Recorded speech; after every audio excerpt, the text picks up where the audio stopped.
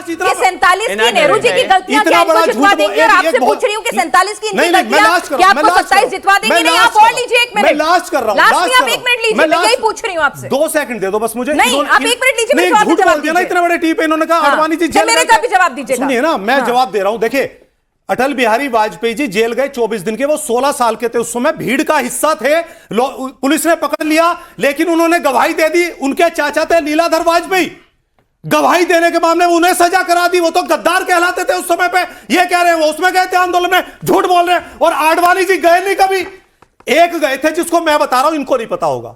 Hedgewar jail गए, लेकिन वो गए कैसे ये तय हुआ गांधी जी और सुन लो ना, बस लास्ट बोल। अच्छी बात है, हेडगेवार गए, लेकिन ये तय हुआ पूर्व संध्या पर चर्चा कर रहे हैं, लेकिन इतिहास की नहीं, भविष्य की, 47 के भारत की, 1947 की नहीं, 2047 की। इनका झूठ आपने खोल दिया, आपने और बचा है और खोलना है, आपने खोल दिया, आपने खोल दिया। आप आगे में अपना सवाल का जवाब दूंगा। मैंने आपसे क्या कहा, 47 में ही अटके रहेंगे, 27 का चुनाव, 47 का विकसित भारत क्या ऐसे ही आएगा कि उसकी गलती मेरी गलती, उसका नेता मेरा नेता, वो जेल, ये झूठ, वो झूठ। जिस टीवी को करोड़ों लोग देखते हैं और लोग झूठ बोलते हैं कि नेता जेल चले गए, सच्चाई ना पता वो कैसे चले गए, तो ये तो होना चाहिए ना। चलिए, आपने काम कर दिया, अपनी जिम्मेदारी निभा दी। अब 27 की आपके सवाल का जवाब दूंगा मैं। योगी जी के आप पिछले सारे भाषण उठा के देखना, ठीक है, बटेंगे कटेंगे, बटेंगे कटेंगे, और मार दूंगा, तोड़ दूंगा, फोड़ दूंगा, ये और फलाना डिकाना। संत की भाषा तो है नहीं। और मैं से ही बता दूं, वो आदित्यनाथ जी, योगी तो बोलो मत, क्योंकि उनसे एक आसन की वीडियो सबने देखी, एक आसन भी योग का उनसे हो नहीं पाता। दूसरी बात, ये छोटे बच्चे हैं, इन्हें क्या चाहिए? इन्हें पढ़ाई चाहिए, कोई बीबीए में, बीसीए में, इन्हें रोजगार चाहिए। आज आप जानते हो स्कॉलरशिप कहां है बच्चों की? आप बताओ, मैं यूपी में हूं, मैं तो यूनिवर्सिटी में पढ़ाता हूं, बच्चों को स्कॉलरशिप मिल रही है क्या? जो गरीब बच्चा कहां है उसका एडमिशन हो रहा है? आज इस पश्चिम की सबसे बड़ी यूनिवर्सिटी में अभी तक, आज की डेट में मैं खड़ा हूं, एडमिशन शुरू नहीं हुए, एडमिशन शुरू नहीं है अभी। और अभी 2 महीने बाद, अभी 2 महीने बाद, सुनिए, 2 महीने बाद क्या होगा?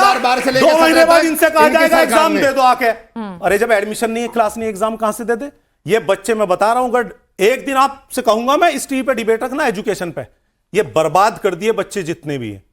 इनके जितने बड़े नेता है वो तो यहां से रफू चक्कर। तो आप पीडी और मुस्लिम अपीलमेंट मत करिएगा, यही सब मुद्दे उठाइएगा ना। विदेशों में पढ़ रहे हैं, सुनिए, इनके बच्चे ऐसा नहीं, आपको मौका नहीं, मुझे कोई प्रॉब्लम। यहाँ बच्चों को बटोगे और कटोगे। अरे बांट दिया आप लोगों ने, तभी तो 20,000 ओबीसी की नौकरी छीन ली उत्तर प्रदेश में।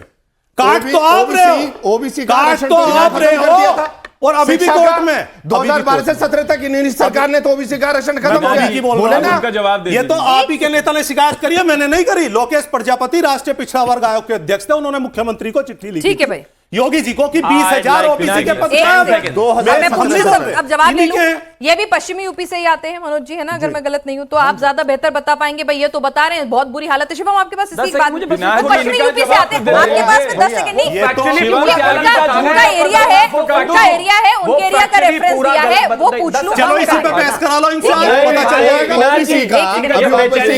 शिक्षा की बात कर रहे थे, आरक्षण किसी सरकार ने खत्म किया। अच्छा, अब ये इन्होंने योगी जी का नाम लिया। नहीं, इन्होंने कहा कि कॉलेज में स्कॉलरशिप नहीं है और एडमिशन शुरू नहीं हुआ। इसका जवाब दे दीजिए आप भी पश्चिमी यूपी से आते हैं ना। स्कॉलरशिप किसने खत्म की?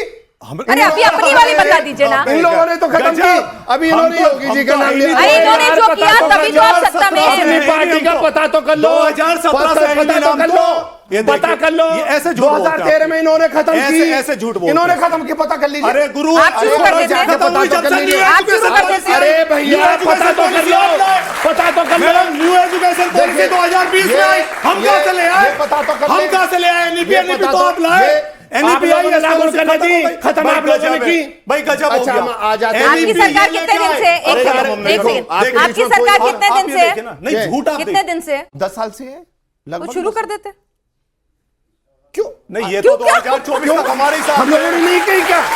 नहीं की क्या?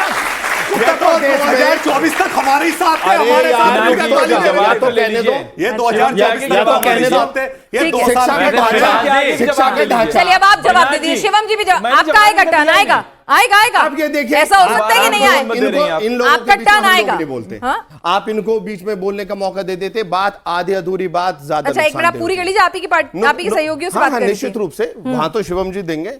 आपने इनसे नहीं पूछा कि वो कैसे खत्म की थी शिक्षा के ऊपर, ये जो ये बात कर रहे हैं अब ये योगी जी कंपटीशन चल रहा है, कौन सा नुकसान करेगा एजुकेशन सिस्टम का? देखिए फिर आपने एक दूसरा सवाल पूछा, इन्होंने कहा योगी जी के लिए क्या योगी को प्रदेश चलाने का अधिकार नहीं है? बुलडोजर चला के आज जितना जो महिला किसी भी चौराहे पर जिसका सम्मान छीन लिया जाता था, आज जरा इन जैसे गुंडे पहुंचे ना अगले मोड़ पे, लॉ एंड ऑर्डर की तारीफ होती है, अगले मोड़ पे यमराज इंतजार कर रहा है इनका। वरना आए दिन इसी नोएडा में रोज बर्बरता होती थी, रोज महिलाओं भाई अच्छा ये बात गलत है, मैंने आपकी तारीफ कर दी कि हाँ लॉ एंड ऑर्डर अच्छा हुआ है, जो खराब है उस पर बात कर लो। एक सेकंड, बहुत सारा नहीं, शिवम जी बहुत नाराज हो जाएंगे। एक तो उनका माइक ही पहले लेट चला है।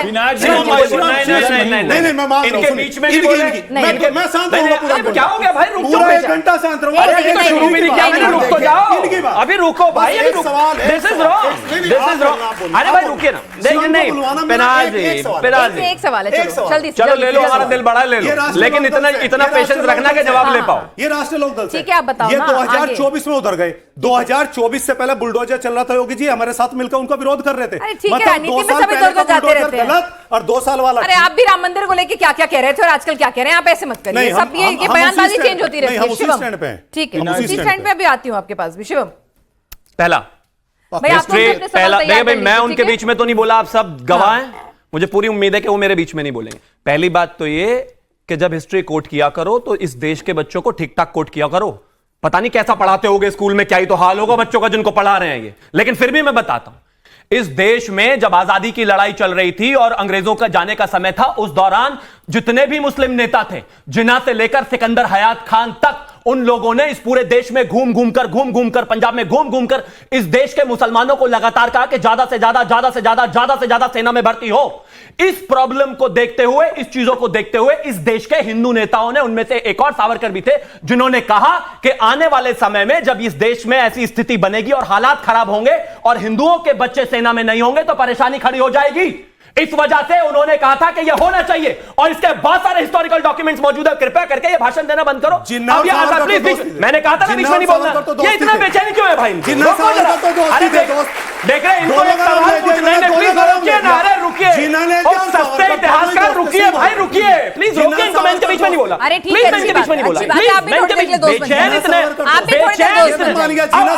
अब जिन्ना सावरकर पे पहुंच गए। अरे बेचैन रुको भाई, रुको, इतिहास ढंग से पढ़ो, सुनिए ना, बच्चों को बर्बाद मत करो, उल्टा सीधा पढ़ा के कुछ भी बोल के निकल जाता। सुनिए ना, आपने राठी जी कहा था एक सवाल पूछने दीजिए, एक घंटे नहीं बोलूंगा, आप एक मिनट चुप नहीं रह पा रहे हैं, आप थोड़ी देर के लिए शांत हो जाइए।